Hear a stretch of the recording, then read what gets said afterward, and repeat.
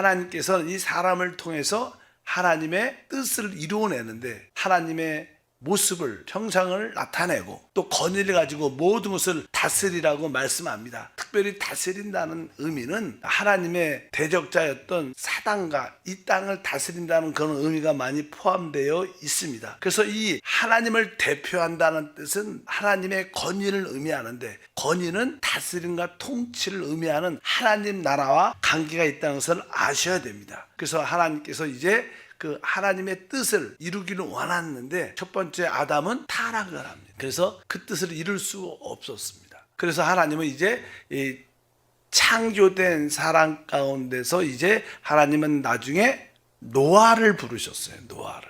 그래서 노아를 통해서 하나님의 뜻을 이루시기 원했지만 노아의 그 후손들이 결국 타락을 해서 하나님은 결국 나중에 아브람을 불러내십니다. 그래서 아브라함을 통해서 하나님의 뜻을 이루기 시작하시는데, 하나님이 아브라함을 부르셨을 때 이렇게 말씀합니다. 창세기 12장 1절과 2절을 보니까 야훼께서 아브라함에게 이르시되 너는 너의 고향과 친척과 아비집을 떠나 내가 내게 보여줄 땅으로 가라. 내가 너로 큰 민족을 이루고 내게 복을 주어 내 이름을 창대하게 하리니 너는 복이 될지니라. 2절을 보니까 내가 너로 큰 민족을 이루고, 내가 너로 큰 민족이란 단어는 나라랍니다. 내가 너를 통해서 큰 나라를 세울 것이다. 그래서 이 나라라는 것은 사실 하나님의 통치와 다스림이 있다는 의미를 갖고 있습니다. 보통 우리가 나라란 단어를 많이 쓰는데, 나라를 조금 정확하게 표현하면 왕국이란 단어예요. 왕이 다스린다는 거예요.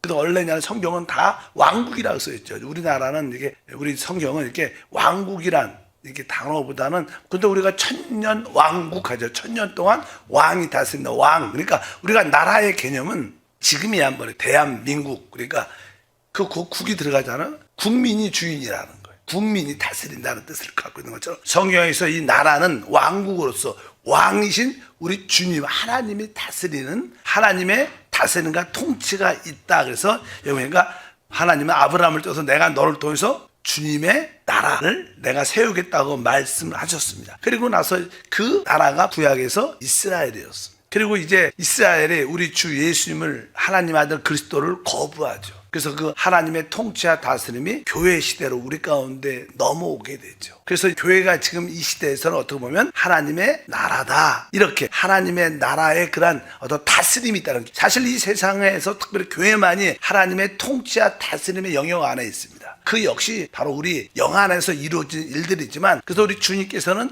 이제 우리에게 기도할 때 마태복음 6장에 보면 하늘에 계신 우리 아버지여 쭉, 그 다음에 첫 번째 테마가 뭐냐면 나라가 임하시오며, 이 나라에 대한, 하나님의 나라에 대한, 그리고 끝에 보니까 나라와 권세와 영광이 아버지께 영원히 있사옵나이다. 계속 그 주님이 우리에게 무엇을 기도하게 하는가, 바로 이 땅에 주님의 나라가 온전히 세우도록 기도하라는 거예요. 하나님이 사람을 창조하신 목적도, 우리를 부르신 목적도 이 땅에 결국 우리가 새하늘과 새 땅과 새 예루살렘을 보면 이 땅에 완전히 하나님의 통치와 다스림이 나타나는 줄 믿습니다. 그래서 하나님의 나라에 대한 이해가 아주 깊어야 된다. 아까 하나님이 아브라함을 부르셨고 결국 그 아브라함의 후손 이스라엘들이 하나님의 나라가 되는데, 하나님이 이스라엘을 왜 부르셨는가, 거기에 대해서 이렇게 말씀합니다. 출애굽기 19장 6절에 보니까 너희가 내게 대하여 제사장 나라가 되며 거룩한 백성이 되리라. 이 말씀은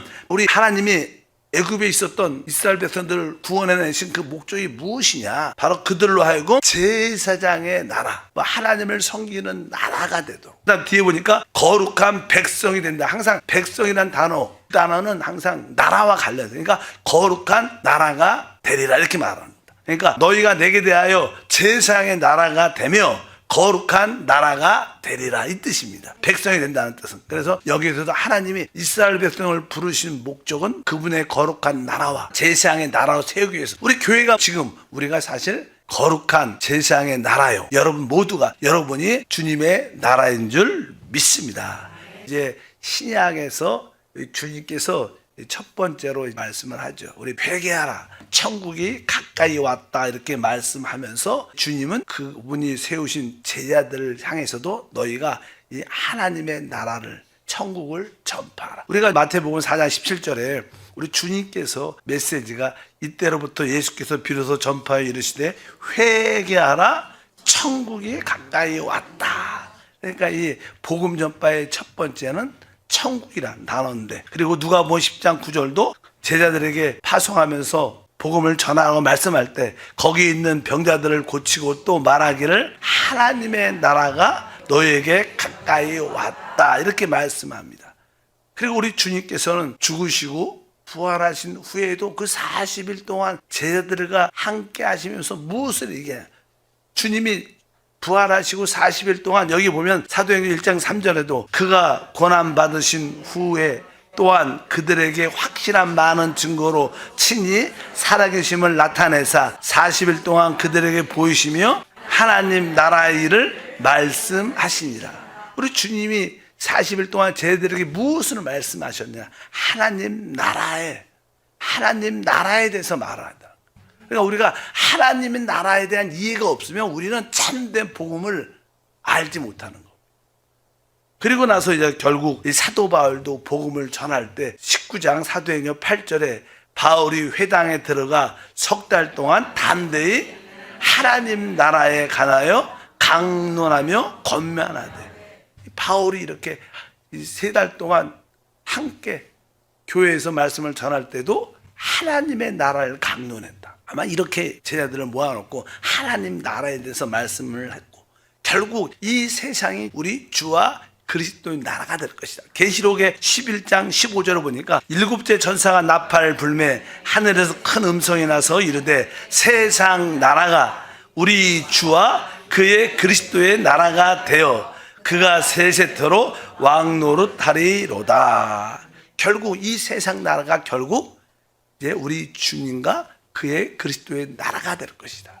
그분이 왕으로 이 땅을 통치하게 되는, 그때 사실 우리 믿는 자들은 주님과 함께 왕노릇할 거라고 말씀합니다. 그래서 이 하나님의 나라에 대한 전반적인 창세기부터 성경 계시록까지 계속 주제가 하나님의 나라에 대해서 이야기하고 있다는 거예요. 그럼 다시 우리 신약에서 처음부터 다시 한번 이 하나님의 나라에 대해서 말씀을 나눠서 전체적인 관념에서는 하나님의 나라고, 그 부분적으로는 정확하게 천국이라는 단어를 신약에서 씁니다. 그래서 우리가 알다시피 침례 요한의 첫 번째 메시지가 그거였습니다. 침례 요한 3장 마태복음 1절과 2절에 그때 침례 요한이 이르러 유대 광야에 전파하여 말하되 회개하라 천국이 가까이 왔느니라 하였으니, 이렇게 말씀합니다. 그러니까 침례 요한이 전한 첫 번째 메시지가 무엇이냐?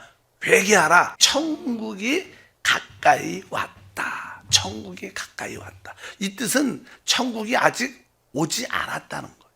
즉 가까이 오고 있다는 거예요. 근데 사실 지난번에도 공부했죠. 천국이라는 그 단어는, 천국이라는 것은 예수님이 죽으시고 부활하셔서 성령이 부어진 교회 시대부터 보통 천국이라고 말하고, 그 다음에 앞으로 이 은혜 교회 시대가 끝나면 천년왕국이 진짜 이 땅에 이루어져요. 그래서 우리가 보통 교회 시대와 이 천년왕국은 하늘의 통치 가운데 있기 때문에 바로 우리가 보통 천국이라. 그러니까 아직 예수님이 죽고 부활하지 않았죠. 그러니까 아직 천국이 가까이 오대.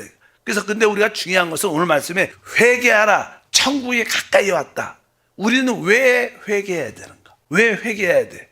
제사함 받기 위해서, 우리가 구원받기 위해서. 사실 그렇게 쉽게 표현할 수 있지만 오늘 말씀에 보면 회개하라. 무엇을 위해서? 천국 때문에 회개하라는 거예요. 근데 보통 우리의 이 생각은 우리가 다른 거에 많이 집착되어 있고 붙잡혀 있죠. 하물며 우리는 구원받아야 돼. 내가 치유받아야 돼. 내가 축복받아야 돼. 이런 거에 붙잡혀 있을 수도 있어요. 그러나 우리 주님은 내가 또 죄인인데, 죄 가운데 있는데 이런 거에 붙잡힐 수 있지만 사실 오늘 말씀에 의하면 우리의 대부분 이 생각, 이 회개라는 것은 내 생각이 바뀌는 겁니다. 내 사고 방식이 바뀌라는 거예요.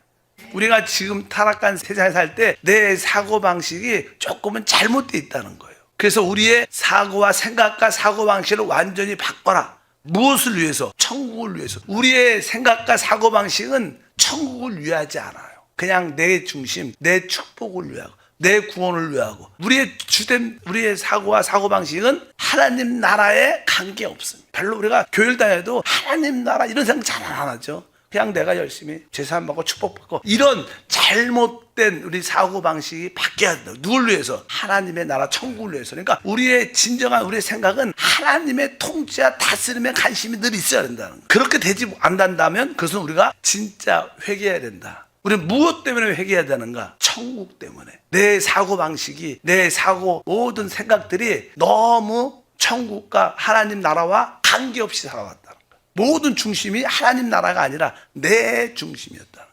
그래서 아까 우리 주님도 뭐라고 말씀했어요? 우리가 기도는 이렇게 기도하라. 나라가 임하시고 그 나라와 권세와 영광이 아버지께 영원히 있음을 계속 기도하라. 이 땅에 그것이 이루어지도록 우리의 모든 생각과 사고 방식이 잘못됨을 깨닫고 내 생각과 사고 방식이 이제 모든 중심이 하나님 나라로 집중돼야겠다. 내가 거기에 집중되지 않는 것을 회개합니다. 돌이킵니다. 내가 사고방식을 바뀌겠습니다. 이것이 진정한 회개하라 천국에 가깝다는 뜻입니다. 내가 죄를 져서 돌이킵니다. 이것도 나쁘지 않지만 진짜 회개할 것은 내가 하나님 나라에 대한 개념도 없고 관심도 없고 집중하지 못하는 이것을 진심으로 회개해야 된다는 거예요. 여러분 생각과 사고방식이 확실히 하나님 나라에 향하길 축복합니다. 오늘 두 번째 보니까 예수님도 동일하게 말씀해요. 주제 침례 요한의 사역이 끝나고 예수님이 나타나셔서 말씀을 전할 때 4장 17절에 말씀했죠. 이때로부터 예수께서 비로소 전파하여 이르시되 회개하라 천국이 가까이 왔느니라 하시더라.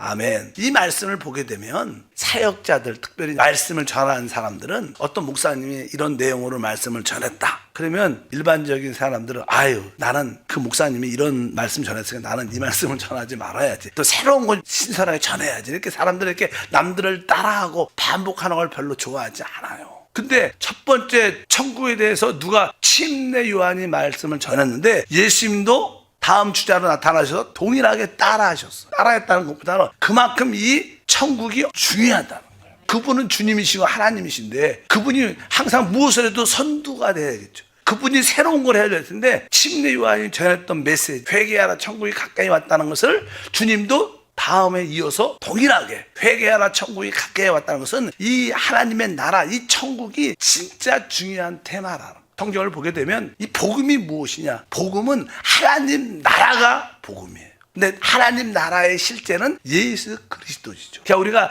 예수님이 복음이지만 예수님 그 자체가 사실은 하나님의 나라의 시작과 끝인 줄 믿습니다. 그래서 이 하나님 나라 천국에 대한 이 중요성을 우리가 깊이 이해할 필요가 있다.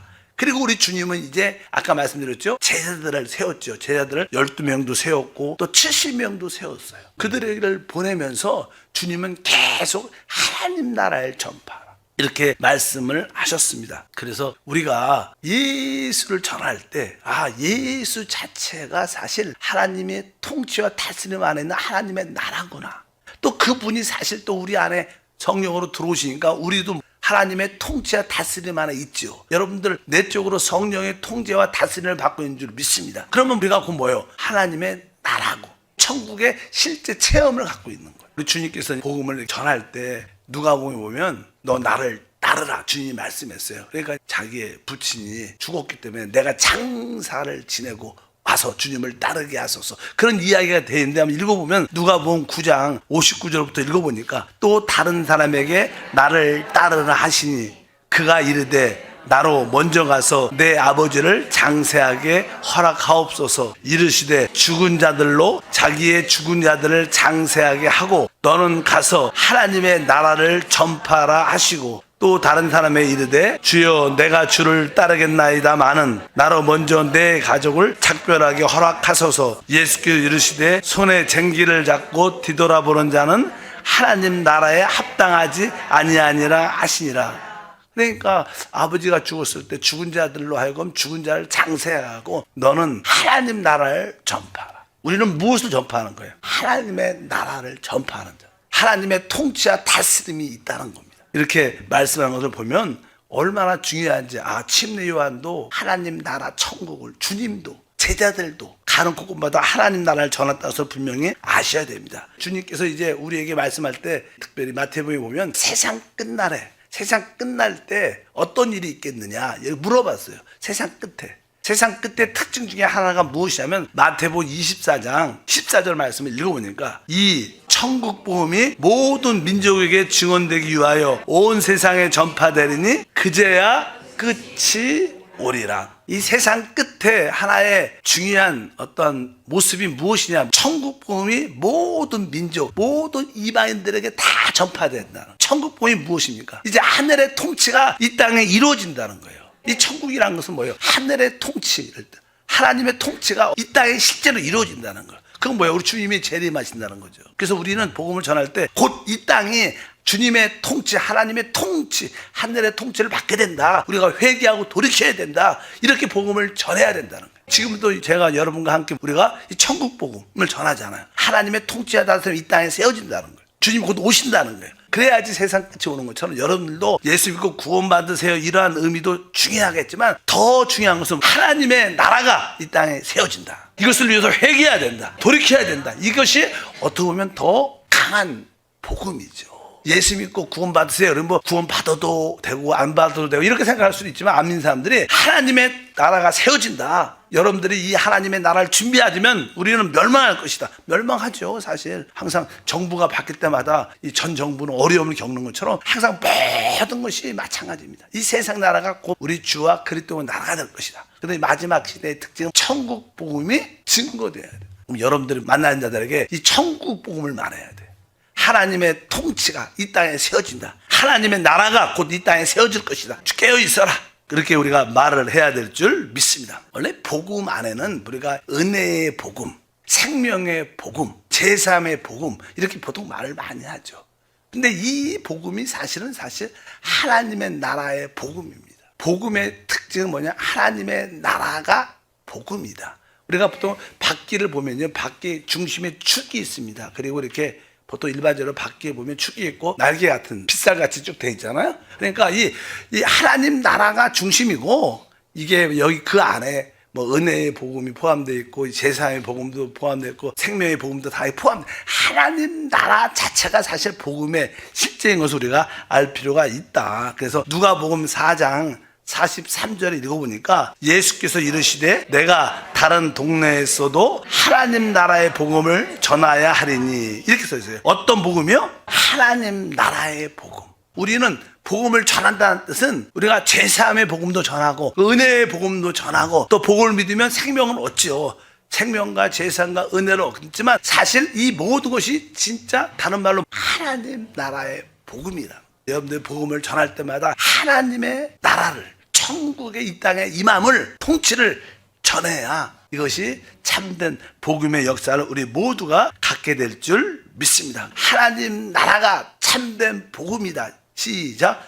하나님의 나라가 참된 복음이다. 그래서 그 하나님 나라 안에 제사함의 복음도 있고 은혜의 복음, 생명의 복음이 다 포함되어 있는데 그것을 크게 하나님의 나라의 복음, 이 땅에 하나님 나라가 세워집니다. 이 땅에 하나님 나라가 세워집니다. 이렇게 강하게 여러분들 말하길 주님으로 축복합니다. 하나님 감사합니다. 다시 한번 시작해서 복음이 무엇인가를 다시 한번 깨닫고 복음의 실제는 바로 하나님의 나라 천국임을 알고 이 땅에 하나님의 통치와 다스림이 세워짐을 모두 자들에게 전할 수 있는 믿음의 사람들에게 도와주시고 또 우리 심령에 오신 성령의 통치와 다스림 안에 순종할 때마다 하나님 나라를 우리 마음 안에서 체험하게 도와 주시옵소서. 주 예수 이름으로 기도합니다. 아멘.